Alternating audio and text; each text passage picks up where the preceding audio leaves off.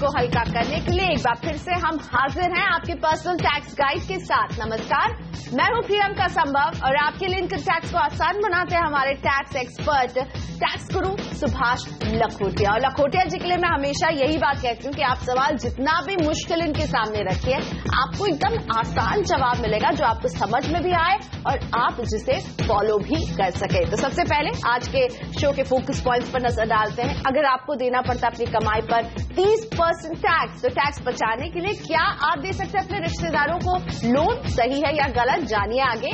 साथ ही में नाबालिग के लिए खोले गए पीपीएफ अकाउंट में कितना टैक्स आप बचा पाएंगे अपना, कितनी हो आपकी अधिकतम निवेश की राशि, और अगर कृषि भूमि बेचकर ली रेजिडेंशियल प्रॉपर्टी तो क्या मिलेगी टैक्स छूट। इन तमाम सवालों का जवाब हम देंगे आपको, लेकिन सबसे पहले चर्चा ब्लैक मनी की। ब्लैक मनी का मुद्दा छाया रहा पूरे साल, तो हम समझते हैं लखोटिया जी से कि ब्लैक मनी पर लगाम लगाने के लिए सरकार किस तरह के कदम उठा रही है, और खासतौर पर बिजनेसमैन जिन पर आरोप लगता है कि उनके पास ब्लैक मनी रहता है। आप उनके लिए कुछ खास जानकारी लेकर आए हैं आज? बिल्कुल सही बात है। बात ये तो फैक्ट है, हकीकत है कि सरकार की कड़ी नजर 2 नंबर करने वाले व्यक्तियों पर है, और सरकार अब असली रूप में समझ चुकी है कि छोटे व्यापारी, मिडिल लेवल के व्यापारी, ये छोटे उद्योगपति भी ये 2 नंबर बहुत करते हैं। अर्थात ये अपनी सही इनकम को नहीं दिखलाते, और सही इनकम नहीं दिखलाने से टैक्स कम जाता है और सरकार का बड़ा गहरा नुकसान होता है।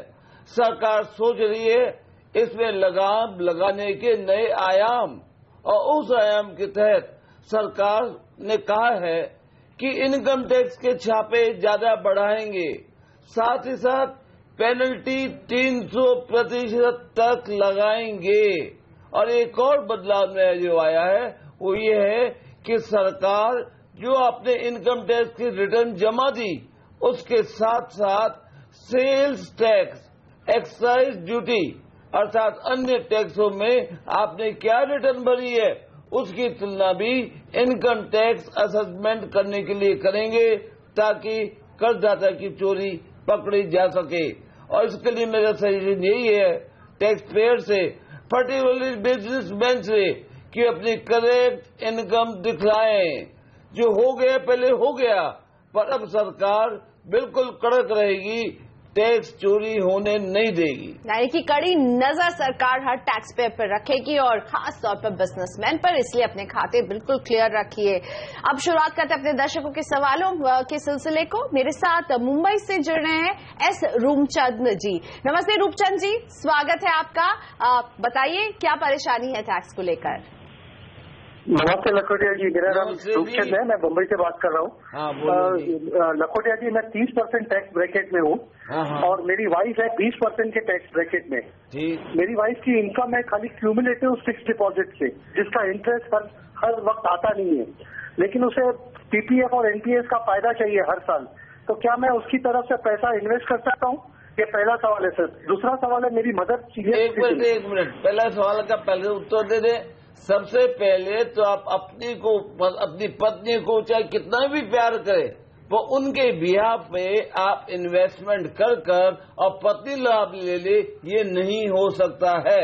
जिस करदाता को टैक्स की छूट लेनी है, अपने लिए अपने पैसे से पेमेंट करना पड़ेगा। अब दूसरा सवाल बताइए आप। दूसरा सवाल है, मेरी मदर सीनियर सिटीजन है, तो मैं उसके सीनियर सिटीजन सेविंग स्कीम में उसकी तरफ से कुछ पैसा डाल सकता हूँ ताकि कुछ इनकम आवे? सीनियर सिटीजन सेविंग स्कीम में मम्मी के नाम में आप अगर पैसा डालेंगे तो आपको छूट नहीं मिलेगी। छूट सीनियर सिटीजन के सेविंग स्कीम में इन्वेस्टमेंट करने के लिए अगर छूट मिलती है, पहले तो केवल सीनियर सिटीजन को, और सेकंड नंबर उस सीनियर सिटीजन को अपने पैसे अपने नाम में जमा कराने होंगे।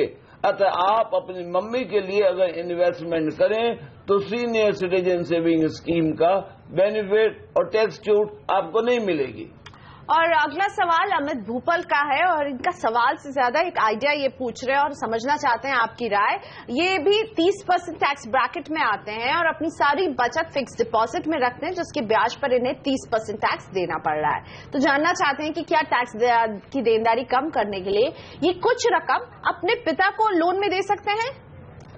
टैक्स कम कर रहे हैं तो कम क्यों, ज्यादा रकम भी दे सकते हो पिताजी को, चाहे लोन दे चाहे गिफ्ट की दो। पिता को अगर देते हैं अनलिमिटेड अमाउंट, साल में एक बार या बार बार जैसे आपकी इच्छा हो, जितनी इच्छा हो आपकी रकम देने की आप दे दें। किसी प्रकार की इनकम उस एफडीआर पे जो पिताजी बनाएंगे आपसे राशि प्राप्त होने के बाद, वो इनकम आपकी इनकम में नहीं जोड़ी जाएगी। तो चलिए, यानी इनका आइडिया ठीक बैठ रहा है। अमित जी, आप वैसा ही कीजिए जैसे आप सोच रहे हैं। गुजरात के भुज से विजय प्रजापति का सवाल शामिल करते हैं। इनका एक फ्लैट है जिसके लिए इन्होंने करीब 11.25 लाख रुपए का लोन ले रखा है। इस लोन के लिए सालाना 90,000 का ये ब्याज चुकाते हैं, जबकि फ्लैट के किराए से इन्हें करीब 68,000 की कमाई हो रही है। तो कैलकुलेशन समझना चाहते हैं, टैक्स की देनदारी समझना चाहते हैं। पहला चीज तो ये समझ लीजिए, आपका तो बहुत अच्छा लक है कि आपको रेंट कम मिल रहा है, ब्याज ज्यादा लग रहा है। वैसे तो नुकसान दिखेगा कि इन्वेस्टमेंट अच्छा नहीं हुआ। वो फायदे की बात यह है कि सबसे पहले रेंट को लिखिए कागज में, इसके बाद इसका 30% स्टैंडर्ड डिडक्शन आप रिपेयर आदि के लिए खर्च करो या नहीं करो, छूट मिलेगी। वो फिगर जो आएगा उसमें से जो ब्याज का भुगतान कर रहे हैं वो अमाउंट पूरा का पूरा घट जाएगा। और घटने से क्या होगा, आपकी इनकम लॉस में आ जाएगी, लॉस XYZ। अब ये लॉस आपकी सैलरी इनकम से या अन्य इनकम से एडजस्ट हो जाएगा, तो फायदा ही फायदा आपके केस में। तो लॉस में भी फायदा करवा सकते हैं आपको टैक्स गुरु, इसलिए देखते रहिए टैक्स गुरु। अगला सवाल करण सिंह भारद्वाज का। इन्होंने अपने सरकारी ऑफिस से 25 लाख रुपए का होम लोन ले रखा है। सालाना करीब 2 लाख रुपए ब्याज के तौर पर चुकाते हैं। उस प्रॉपर्टी से इन्हें हर महीने 7,000 रुपए मिलते हैं। करण जानना चाहते हैं कि टैक्स छूट के मकसद से क्या ये किराया पत्नी के नाम पर लिया जा सकता है? वाह भाई वाह, इनोवेटिव आइडिया सोचो तो नहीं चलेगा, क्योंकि पत्नी के नाम में किराया आप ले लो पर इनकम आपकी अलग कहलाएगी। क्यों कि पत्नी ने निवेश तो किया ही नहीं मकान में, और आप चाहते हो मेरा 2 लाख है ना, सिंपल सिंपल सिंपल मैं पेमेंट करता हूँ 2 लाख और ब्याज घटा देता हूँ। अब पत्नी तुम रेंट को इनकम पे दिखला दो ताकि तुम्हारा टैक्स कम लगे। बिल्कुल गलत है, क्योंकि ध्यान रखिएगा हमेशा, जब मैं मालिक नहीं हूँ तो मुझे रेंट मिलेगा कैसे? बिल्कुल नहीं मिल सकता, लेना भी नहीं चाहिए। अगर ले लो और चल जाए पोल तो भी तकलीफ है। इसके अगर पढ़ लेंगे तो पेनल्टी और प्रोसिक्यूशन की कार्यवाही हो सकती है। तो ये फैमिली मेंबर से लेन देन चलता ही रहता है। ऐसा ही सवाल निखिल पिटकर का। इनकी मां को, निखिल जी की मां को पैतृक जायदाद से 60 लाख रुपए मिलने वाले हैं और निखिल समझना चाहते हैं कि क्या long term capital gain tax बचाने के लिए इनकी माता जी इनका होम लोन चुका सकती हैं, और या अगर ये 2 साल बाद एक घर खरीदें तो क्या मां के पैसे से वो घर खरीदा जा सकता है? वाह भाई वाह, मकान मेरे नाम में रहे, पैसा मम्मी तुम लगा दो, ये बिल्कुल मुमकिन नहीं है। इसका मतलब ये हो गया, अगर आपकी होम लोन का भुगतान मम्मी कर देती है, मकान आपके नाम में रहता है, तो बेनिफिट मम्मी को नहीं मिलेगा। हाँ, एक चीज हो सकती है, आप इस मकान को जो कुछ महीने ही पहले आपने लिया है इसको बेच दें आज, और मम्मी इस मकान को ले ले, और या आज ही मम्मी से ये मकान आप खरीद लें, तो टैक्स का बेनिफिट मम्मी को लॉन्ग टर्म कैपिटल गेन बचाने के लिए मिल सकेगा। और अगला सवाल है कोलकाता के संयंतन सरकार का। संयंतन अपने नाबालिग बेटे के नाम पर पीपीएफ अकाउंट खोलना चाहते हैं। इनके पास अपना पीपीएफ अकाउंट पहले से ही चल रहा है, रनिंग है, और संयंतन जानना चाहते हैं कि क्या बेटे के पीपीएफ अकाउंट में निवेश की गई रकम पर इन्हें टैक्स छूट मिल सकती है या नहीं? बिल्कुल ठीक है, बेटे के नाम में पीपीएफ अकाउंट खोल सकते हैं, परंतु ध्यान एक ही बात का रख रहे हैं, आप जोश में होश नहीं खो दें। और साथ बेटे के नाम में पीपीएफ अकाउंट खोलने की इजाजत हमने दे दी और आपने फट से फटाफट बेटे के नाम में 1.5 लाख रुपए लगा दिया और अपने भी पैसे 1.5 लाख रुपए तक पीपीएफ अकाउंट में डाल दिए। ध्यान रखिए एक ही बात का, बाप और बेटे दोनों के पीपीएफ अकाउंट में पैसा जमा हो सकता है, पर मैक्सिमम अमाउंट 1 साल में केवल 1.5 लाख रुपए तक जमा कर सकते हैं और छूट ले सकते हैं। अगर आप सोचे यार छूट नहीं मिले कोई बात नहीं, पैसा लगा देंगे टैक्स फ्री आएगा, तो भी नहीं चलेगा। एक्स्ट्रा अमाउंट जमा करते हैं, अगर 1.5 लाख से ज्यादा अमाउंट हुए तो उसमें ब्याज नहीं मिलेगा। इसलिए आप और बेटे का दोनों का मिला के 2 बैंक अकाउंट में 2 पीपीएफ अकाउंट में कुल मिलाकर 1.5 लाख रुपए तक का आप करें निवेश और छूट पाए। यानी कि ये कैप है 1.5 लाख का पीपीएफ में, इसका ख्याल रखिए। इसी पर आपको टैक्स छूट भी मिलेगी, इसी पर आपको ब्याज भी मिलेगा, 1.5 लाख से ऊपर बिल्कुल नहीं। वक्त है ब्रेक का। आगे क्या इंश्योरेंस कंपनी से मिली एक मुश्त रकम पर देना पड़ता है टैक्स, आपको बताएंगे टैक्स गुरु।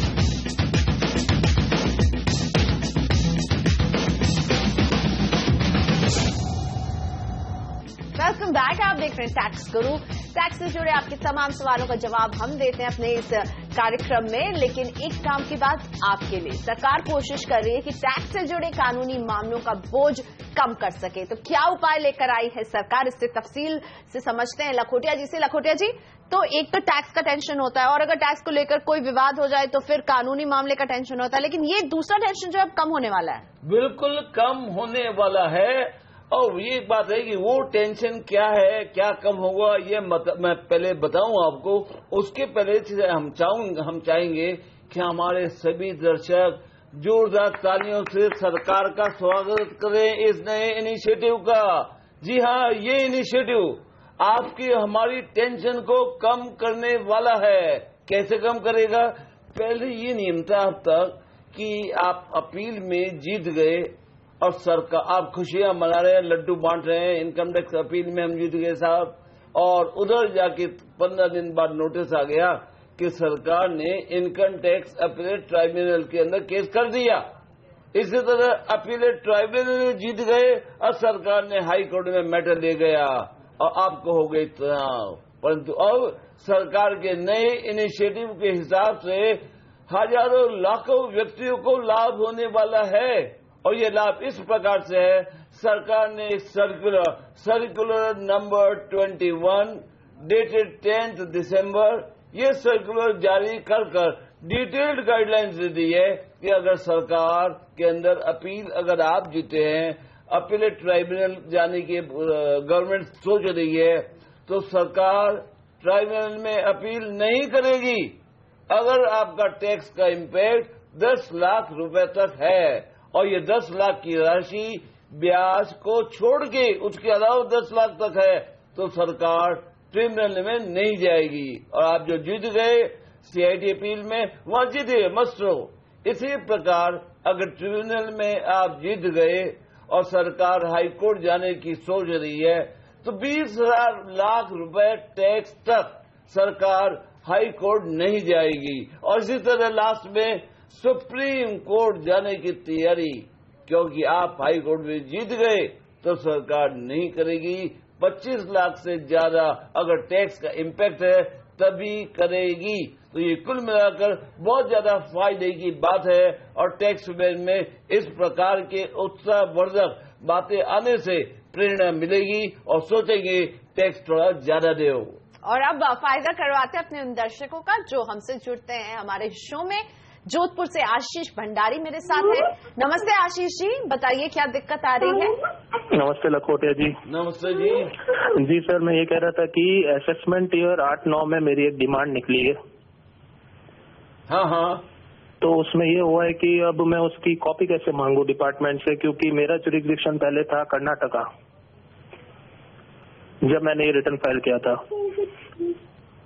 जी, ये पुरानी डिमांड के बारे में आज अगर आपको जानकारी चाहते हैं, ये आपको लगता है कि मेरे द्वारा ये डिमांड का भुगतान करना वाजिब नहीं है, मैं तो सब कुछ दे चुका हूँ, तो ऐसे में आप इनकम टैक्स अधिकारी से कंप्यूटेशन स्टेटमेंट और साथ ही साथ कैलकुलेशन ऑफ द डिमांड जिसके अंदर ब्याज डिमांड सब लिखा होगा और टैक्स दिया है वो डिडक्ट हो जाएगा। तब अगर पाएंगे कि कोई टैक्स उस साल कटा और आप नहीं दिखा पाए, ये बाद में आपको डिटेल्स मिली टैक्स डिडक्शन की, तब आयकर अधिकारी को डिटेल्स दे दें और रेक्टिफाई हो जाएगा। किसी प्रकार की समस्या नहीं है इसमें। लेकिन इनकी समस्या ये है कि इनका शहर बदल गया है। कर्नाटक में वो तब रहते थे 2008-2009 में, अब जोधपुर में रह रहे हैं। कोई बात नहीं, जोधपुर के मावे की कचौड़ी तो खाते जाओ, बढ़िया फायदा है। कर्नाटक से आने पे आपका असेसमेंट, आयकर अधिकारी का विवरण सब अब आप केवल जोधपुर में ही देंगे और जोधपुर का आयकर अधिकारी को कोई डिटेल अगर चाहिए तो वहां से अपने मंगाएगा। वैसे नियम से तो आपकी पुरानी फाइलें जोधपुर के अंदर ट्रांसफर हो जानी चाहिए। अगर नहीं हुई हो तो आप भी पत्र लिखकर आप ट्रांसफर करने की अर्जी दे सकते हैं, क्योंकि अब आपका जगह हस्तांतरण हो गया है इसलिए। और शुजात अंसारी जी के सवाल को शामिल करते हैं। ये अपने ब्रदर इन लॉ यानी कि साले साहब के लिए सवाल पूछ रहे हैं। दुखद बात है कि इनके साले साहब के बेटे की मौत हो चुकी है और उसके बाद इन्हें इंश्योरेंस कंपनी से 25 लाख रुपए मिले हैं। शुजात जी समझना चाहते हैं कि क्या इस रकम पर टैक्स की देनदारी बनेगी इनके ब्रदर इन लॉ पर? बड़ी अफसोस की बात है, वो दुनिया की कार्यवाही करनी पड़ती है, अफसोस है तो भी, पर आप एक थोड़ी सी हल्की सी लहर खुशी की दे दें, और वो ये है कि आपको बेटी की मृत्यु के ऊपर जो 25 लाख की राशि मिली उस पे इनकम टैक्स बिल्कुल नहीं लगेगा। ये कैपिटल रिसीट है, इसमें टैक्स जीरो। लेते हैं ब्रेक। यहाँ पर ब्रेक के बाद अगर कृषि भूमि बेचकर ली जाती है रेसिडेंशियल प्रॉपर्टी तो क्या टैक्स छूट मिलेगी?